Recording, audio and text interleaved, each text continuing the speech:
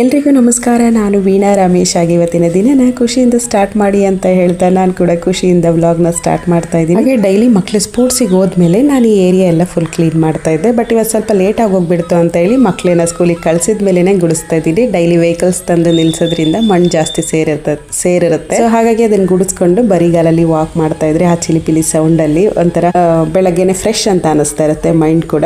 So ಕೆಲವೊಂದು ಹೂಗಳೆಲ್ಲ fresh ಆಗಿ ಹರಳಿತ್ತು, ನೋಡೋಕ್ಕೂ ಒಂಥರ ಸಂತೋಷ ಅನಿಸ್ತಾ ಇತ್ತು. ಪಕ್ಕದ ಮನೆಯಲ್ಲಿ ಮಾವಿನ ಮರ ಇದೆ, ಅದ್ರ ಮೇಲೆ ಕಾಗೆಗಳು ಗೂಡು ಕಟ್ಕೊಂಡಿದೆ, ಜಾಸ್ತಿ ಕಾಗೆಗಳೇ ಕಿರಿಸ್ತಾ ಇರುತ್ತೆ. ಹಾಗೆ ಗಾರ್ಡನ್ ಏರಿಯಾ ಕ್ಲೀನ್ ಮಾಡ್ಕೊಂಡು ವಾಕಿಂಗ್ ಮುಗಿಸ್ಕೊಂಡು ಸ್ವಲ್ಪ ಮನಿ ಪ್ಲಾಂಟ್ ಫಿಲೋಡೆಂಡ್ರಾ ಪ್ಲಾಂಟ್ ನ ಕಟ್ ಮಾಡ್ಕೊಂಡು ಒಳಗಡೆ ಬಂದೆ. ಸೊ ರಿಯಲ್ ವಾಯ್ಸ್ ಹಾಗೆ ಹಾಕಿದ್ದೀನಿ. ಚಿಕ್ಕ ಚಿಕ್ಕ ಬರಡುಗಳಿಗೂ ಕೂಗುವಂತ ಸೌಂಡು, ಹಳಿಲ್ ಕೂಗುವಂತ ಸೌಂಡು ತುಂಬಾನೇ ಚೆನ್ನಾಗಿರುತ್ತೆ. ಹಾಗೆ ತಿಂಡಿ ತಿನ್ಬೇಕಾದ್ರೆ ಹಾಲಲ್ಲಿರೋ ವಿಂಡೋದ ಹತ್ರ ಒಂದು ಹಳಿಲ್ ಬಂದು ಅದು ವಿಂಡೋದ ಹತ್ರ ಕುತ್ಕೊಂಡು ನೋಡ್ತಾ ಇರ್ಬೇಕಾದ್ರೆ ನನಗೊಂದು ಭಯ, ಇದು ಒಳಗಡೆ ಬಂದ್ರೆ ನಾನು ಹೆಂಗ್ ಕಳ್ಸೋದಪ್ಪ ಇದನ್ನ ಅನ್ನೋ ರೀತಿಲಿ ಭಯ ಆಗ್ತಿತ್ತು. ಒಂದಿನ ನೋಡಿದೆ, ಆಮೇಲೆ 2 ದಿನಕ್ಕೆ ಏನಾದ್ರು ಹೊಟ್ಟೆ ಹಸುವಾಗಿ ಏನಾದ್ರು ಕುತ್ಕೊಂಡಿದ್ಯೋ ಏನೋ ಅಂತ ಹೇಳಿ ಸ್ವಲ್ಪ ನಾನು ತಿಂಡಿ ಮಾಡ್ತಿರ್ಬೇಕಾದ್ರೆ ಒಂದು ತುತ್ತು ಹಾಗೆ ವಿಂಡೋದಿಂದ ಆಚೆ ಇಟ್ಟಿದ್ರೆ ಸಾಕಿತ್ತು, ತಿನ್ಕೊಂಡು ಹೋಗ್ಬಿಡೋದು.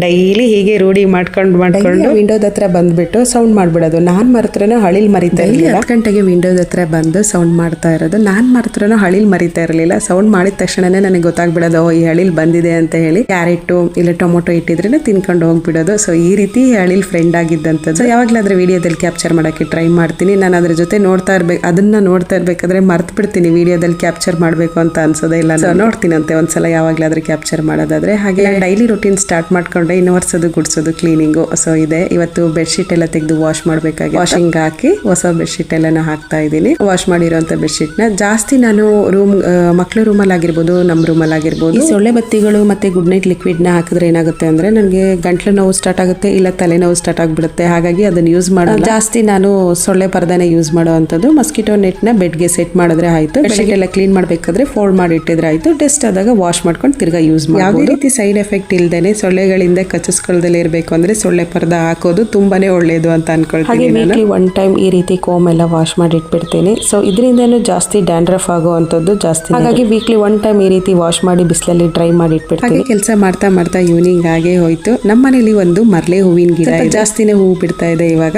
ಮೇಲ್ಗಡೆ ಎಲ್ಲ ಹೂವು ಹತ್ತಿ ಕುಯ್ಯೋಕ್ಕಾಗಲ್ಲ. ಕೈಗೆ ಎಷ್ಟು ಎಟ್ಕೊತ್ತೆ ಅಷ್ಟನ್ನ ಮಾತ್ರ ನಾನು ಹೂವನ್ನ ಕುಯ್ಕೊಳ್ತೀನಿ, ಪೂಜೆಗಾಗುತ್ತೆ ಅಂತ ಹೇಳಿ. ಹಾಗೆ ನಾನು ಶುಕ್ರವಾರದ ಪೂಜೆದು ಮಿನಿ ಬ್ಲಾಗ್ ನ ಹಾಕಿದ್ದೆ. ಸೊ ಅದರಲ್ಲಿ ನನಗೆ ಕಮೆಂಟ್ ಅಲ್ಲಿ ಕೇಳಿದ್ದೀರಾ ಹೇಗೆ ತೆಂಗಿನಕಾಯಿ ಮೊಳಕೆ ಬಂತು ಅಂತ ಕೇಳಿದ್ದೀರಾ. ಹಾಗೆ ಫ್ರೈಡೇ ವ್ಲಾಗ್ ನ ಫುಲ್ ಆಗಿ ಲಾಂಗ್ ವಿಡಿಯೋದಲ್ಲಿ ನೋಡಿದ್ರೆ ನಿಮ್ಗೆ ಇದ್ರ ಬಗ್ಗೆ ಡೀಟೇಲ್ ಆಗಿ ಉತ್ತರ ಸಿಗುತ್ತೆ ಅಂತ ಹೇಳ್ತೀನಿ. ಸೊ ಇದ್ರ ವಿಡಿಯೋ ಲಿಂಕ್ ನ ಡಿಸ್ಕ್ರಿಪ್ಷನ್ ಬಾಕ್ಸ್ ಅಲ್ಲಿ ಕೊಟ್ಟಿರ್ತೀನಿ. ಸೊ ಫ್ರೀ ಆಗಿದ್ದಾಗ ನೋಡಬಹುದು. ಹಾಗೆ ನಮ್ ಸ್ವೀಟಿ ಜೊತೆ ಸ್ವಲ್ಪ ಹೊತ್ತು ಟೈಮ್ ಸ್ಪೆಂಡ್ ಮಾಡ್ಕೊಂಡು ಅವನಿಗೆ ಟೊಮೊಟೊ ತಿನ್ನಿಸ್ಕೊಂಡು ಟೈಮ್ ಸ್ಪೆಂಡ್ ಮಾಡ್ತಾ ಇದ್ರೆ ಟೈಮ್ ಹೋಗಿದ್ದೆ ಗೊತ್ತಾಗಲ್ಲ. ಅಷ್ಟು ಮುದ್ದಾಗಿದ್ದಾನೆ, ನೋಡಕ್ಕಂತ ಖುಷಿ ಆಗ್ತಾ ಇರುತ್ತೆ ನನಗೆ ಅವ್ನು ನೋಡ್ಬೇಕಾದ್ರೆಲ್ಲ. ಸೊ ನನ್ನ ಡೈಲಿ ಈವ್ನಿಂಗ್ ರೊಟೀನ್ ಇದೇ ತರ ಇರುತ್ತೆ. ದೇವ್ರ ಕಸನ ಎಲ್ಲ ಗುಡಿಸ್ಕೊಂಡು ಅದರಲ್ಲಿರುವ ಹೂವೆಲ್ಲ ತೆಗೆದು ಗಿಡದ ಹತ್ರ ಹಾಕಿ ಫ್ರೆಶ್ ಆಗಿ ಹೂವು ಮಾಡಿಸಿ ದೀಪ ಹಚ್ತೀನಿ. ದೇವ್ರ ಎಷ್ಟು ಚೆನ್ನಾಗಿರುತ್ತೋ ಅಷ್ಟೇ ಶುದ್ಧವಾಗಿರುತ್ತೆ ನಮ್ಮ ಮನಸ್ಸು ಅಂತ ಹೇಳ್ತೀನಿ ನಾನು. ಇಲ್ಲಿ ಮಕ್ಕಳು ಇಬ್ರು ಸ್ಪೋರ್ಟ್ಸ್ ಮುಗಿಸ್ಕೊಂಡು ಬಂದ್ಮೇಲೆ ದೀಪ ಹಚ್ಚಿರ್ತೀನಿ. ಇಬ್ರು ಅವ್ರಿಗೆ ಇಷ್ಟವಾಗಿರುವಂತ ಆರಾಧ್ಯ ದೈವಗಳ ಹೆಸರುಗಳನ್ನ ಒಂದು 100 ಸಲ ಬರೀತಾರೆ. ಸೊ ಬರೆದು ಪೂಜೆ ಮುಗಿಸಿ ಮಕ್ಳು ಹೇಳುವಂತ ಶ್ಲೋಕಗಳನ್ನ ಹೇಳ್ಬಿಟ್ಟು ಓದಕ್ ಕುತ್ಕೊಳ್ತಾರೆ. ಇಬ್ಬರಿಗೂ ಡೈಲಿ ಭಗವದ್ಗೀತೆ ಓದಕ್ ಆಗ್ಲಿಲ್ಲ ಅಂತ ಅಂದ್ರೂ ನಾನು ಈ ಶ್ಲೋಕ ಅಂತೂ ಡೈಲಿ ಹೇಳಿಸ್ತೀನಿ.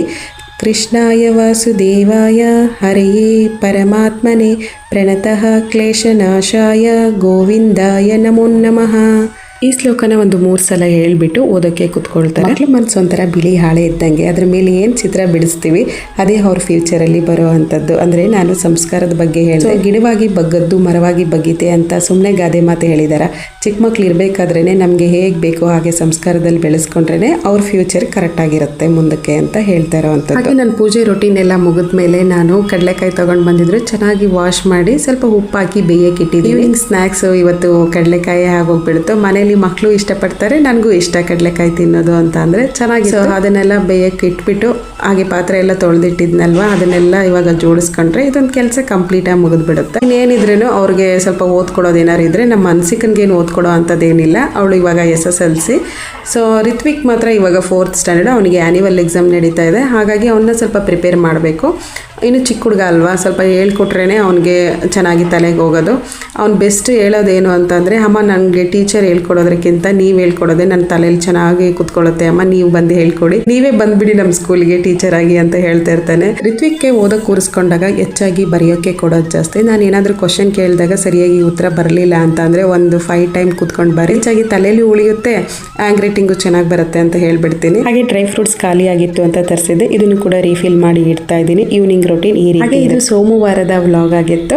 ಸೊ ಬೆಳಗ್ಗೆಯಿಂದ ಸಂಜೆವರೆಗೂ ರೊಟೀನ್ನ ಶೇರ್ ಮಾಡ್ಕೊಂಡಿದ್ದೀನಿ. ಸೊ ನಿಮಗೆ ಈ ವ್ಲಾಗ್ ಇಷ್ಟ ಇದ್ರೆ ಫ್ರೆಂಡ್ಸ್ ಅಂಡ್ ಫ್ಯಾಮಿಲಿ ಹತ್ರ ಶೇರ್ ಮಾಡ್ಕೊಳ್ಳಿ. ಹೊಸದಾಗಿ ಯಾರಾದರೂ ವಿಡಿಯೋ ನೋಡ್ತಾ ಇದ್ರೆ ಸಬ್ಸ್ಕ್ರೈಬ್ ಮಾಡಿಕೊಂಡು ಆಲ್ ಅಂತ ಓಕೆ ಕೊಟ್ಟರೆ ನಾನು ಹಾಕೋ ಎಲ್ಲ ವಿಡಿಯೋಗಳ ನೋಟಿಫಿಕೇಶನ್ ನಿಮಗೆ ಬರುತ್ತೆ. ಸಿಗೋಣ ಮುಂದಿನ ವ್ಲಾಗಲ್ಲಿ. Thank you for watching and subscribe my channel.